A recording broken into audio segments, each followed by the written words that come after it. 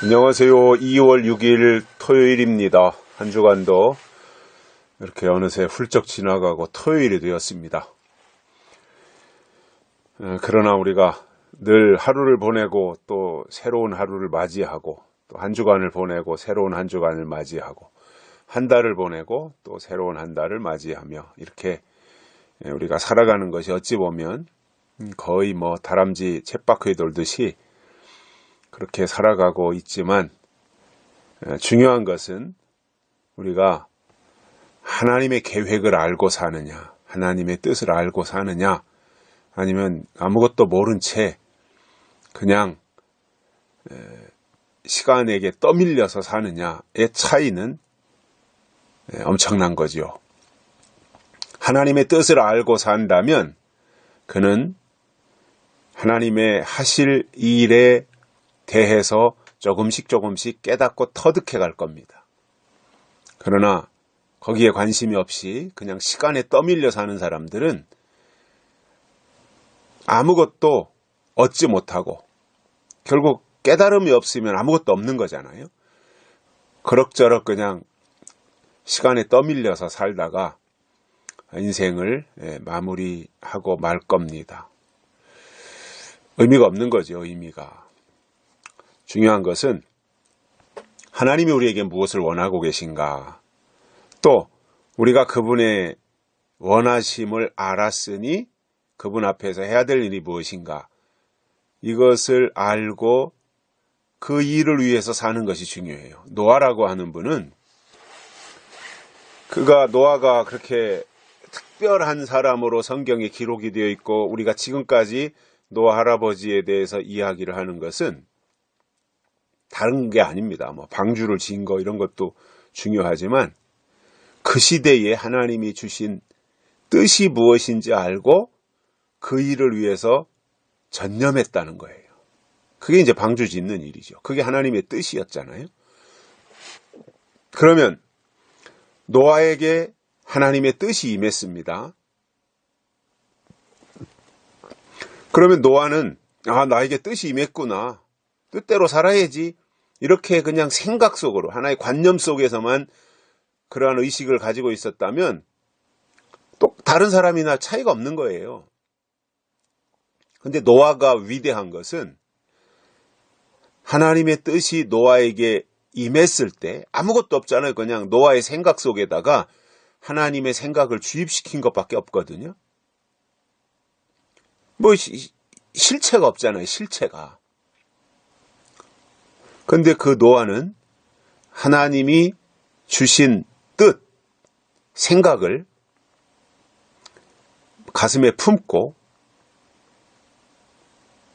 하나하나 맨 어려운 일부터 잣나무를 구해다가 다듬고 깎아가지고 대패질을 하고 톱질을 하고 그렇게 해서 하나하나 나무를 다듬으면서 방주를 만들어 급기야는 하나님의 뜻을 나타냈다 이겁니다. 방주를 나타낸 거죠. 완성해서.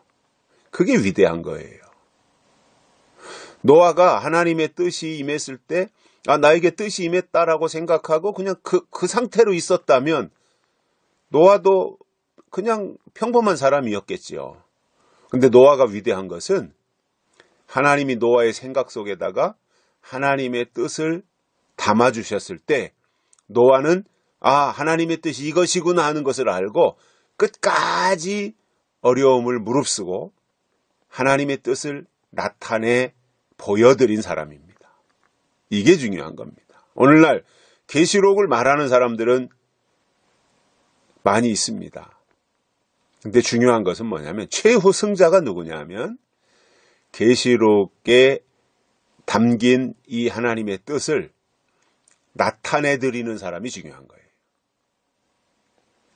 그게 최후 목적이고 하나님의 뜻이고, 그래서 머리로만 이 계시록이 이런 거야 이렇게 말하고 끝나느냐, 아니면 계시록에 담겨 있는 그 마지막 하나님의 하실 일을 이 시대 앞에 노아가 방주를 지어 나타내듯이 이 시대 앞에 계시록을 나타내드리는 사람, 이게 중요한 거거든요. 우리는 그러한 일을 하자라고 저는 말씀드리고 있고, 나타내는 사람이 되자 이겁니다. 이론적으로 머릿속으로 알고 있는 사람이 아니라, 물론 아는 건 당연히 알아야 되지만 아는 것에 만족할 것이 아니라 그것을 나타내드리는 사람이 되자라는 거죠.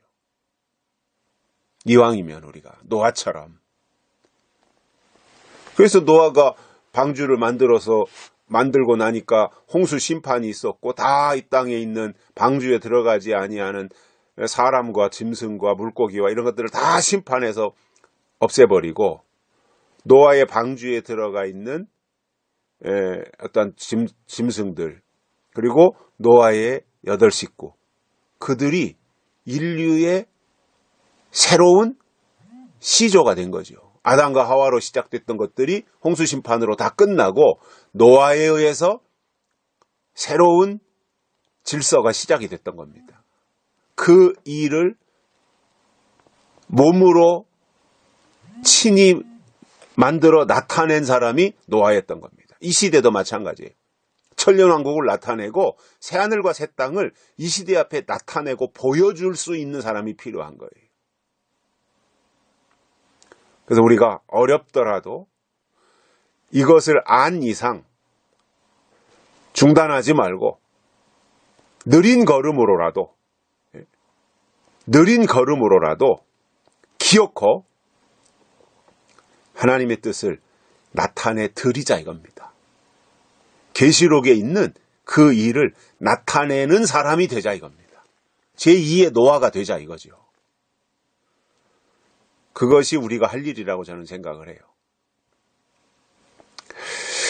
그래서 힘들더라도 우리가 스크럼을 짜고 같이 어깨동무를 하고 으쌰으쌰 하면서라도 그 목적을 향해서 하나님의 계획이 우리의 계획이 되고 하나님의 목표가 우리의 목표가 되어서 반드시 계시록에 있는 하나님의 뜻을 이 시대 앞에 우리가 완성해서 나타내는 사람이 되고 싶다라는 겁니다. 그렇게 되자는 겁니다, 우리가. 자, 서론이 좀 길었는데요. 오늘은 토요일이니까 조금 길어도 괜찮겠죠. 잠언 8장 17절입니다. 나를 사랑하는 자들이 나의 사랑을 입으며 나를 간절히 찾는 자가 나를 만날 것이니라. 아멘.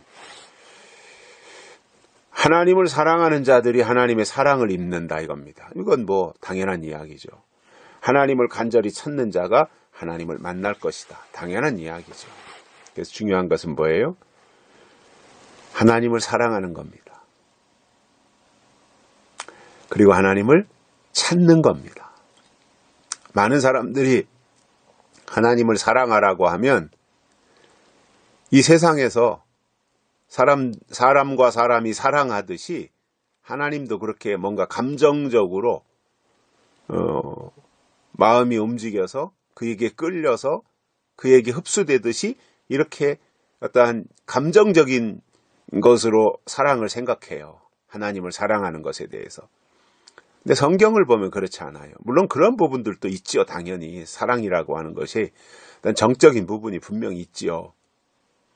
그러나 성경이 말씀하는 하나님을 사랑하는 자들이 하나님의 사랑을 입으며 했으니 하나님을 사랑해야 되는데 그 사랑이 뭐냐면은 하나님이 우리에게 주신 계명을 사랑하는 것이 하나님을 사랑하는 것입니다. 나의 계명을 가지고 지키는 자라야 나를 사랑하는 자니 예수님이 요한복음에서 그렇게 말씀하셨어요. 계명을 사랑하는 것이 하나님을 사랑하는 것이다 이겁니다. 그럼 계명이 뭐예요? 그때 주신 하나님의 말씀, 명령인 거죠. 그때 주신 명령. 그것을 사랑하는 것이 하나님을 사랑하는 거예요. 그런 사람을 하나님도 사랑하셔서 하나님의 사랑을 덧입게 된다 이겁니다. 그러니까 공중에다 대고 하나님 사랑합니다. 아시지요? 이게 아니라는 거예요. 정말 하나님을 사랑하는 것은 뭐냐면 이 시대에 하나님이 주신 계명, 말씀을 사랑하는 것이 하나님을 사랑하는 거예요. 이게 수준이 있는 거예요. 어린아이식으로 엄마 사랑해요. 이게 아니라는 거예요. 성숙한 사람은 사랑해요 이 말 안 해도 마음이 움직이고 마음이 그에게 흡수돼서 그분이 하시는 말씀의 뜻이 뭔지를 알고 그것을 지키는 것으로 사랑이 표현된다라는 겁니다. 뿐만 아니라 누가 하나님을 만날 수 있느냐? 하나님을 간절히 찾는 자가 만나는 거예요. 간절함이 있어야 돼요. 간절, 간이 저리도록 그렇게 표현하는 사람들도 있더라고요. 그래서 뭔가 형식적으로 하는 것이 아니라 간절함이 있어야죠. 간절함. 그야말로 정말 우리의 간이라고 하는 그 기관이 있는데 간. 그건 침묵의 장기라 그러잖아요. 침묵의 장기. 간이 뭐 70%, 80%가 손상이 돼도 통증을 못 느낀다는 거죠. 간이라는 게. 그런데 그 간이 저릴 정도라면 어떤 거겠습니까? 그죠? 그만큼 절박하고 그러한 마음으로 그러한 심정으로 하나님을 찾으면 그가 하나님을 만날 것이다 라는 겁니다. 물론 우리가 인위적으로 어떤 세상 종교처럼 세상 종교라는 것은 사람이 신을 찾아가는 거잖아요. 이게 세상 종교거든요. 그런데 우리 기독교는 하나님이 사람을 찾아오신 거예요. 그러니까 이게 출발부터 달라요. 세상 종교와 기독교는 근원부터 다른 거예요. 하나님이 우리에게 찾아오신 거예요. 이게 우리 기독교예요. 그러면 그거 이제 가장 중요한 원리잖아요. 하나님이 우리를 찾아오셨다. 내가 먼저 하나님을 사랑한 것이 아니라 하나님이 먼저 우리를 사랑하신 것이다. 그래서 우리는 기독교의 최고의 가치가 뭐예요? 모든 것이 하나님으로부터 시작된 거잖아요. 그리고 하나님이 먼저 우리를 사랑하신 거잖아요. 하나님이 먼저 우리에게 다가오신 거잖아요. 그래서 하나님을 만나게 된 거지 우리가 하나님을 찾아가서 만난 게 아니거든요. 우리가 찾아서 발견한 게 아니거든요. 하나님이 우리를 발견하신 것이지. 죄인의 모습으로 있을 때. 그래서 하나님이 먼저 우리에게 찾아오셨지만 그러나 우리가 등한히하고 문 밖에 서서 두드리는 그 문을 우리가 외면하고 등한히하고 그러면 미팅이 안 되잖아요. 만남이 안 이루어지잖아요. 그러니까 하나님도 찾아오시지만 우리도 그 하나님을 찾아야 되는 거잖아요. 그 차원이죠. 그래서 간절함으로 하나님을 찾아야 그분을 만날 수 있습니다. 만남이잖아요. 신앙은 만남. 예배도 만남이잖아요. 하나님과의 만남을 위해서 예배를 드리는 거잖아요. 근데 만남이 없다. 이거는 죽은 예배지요.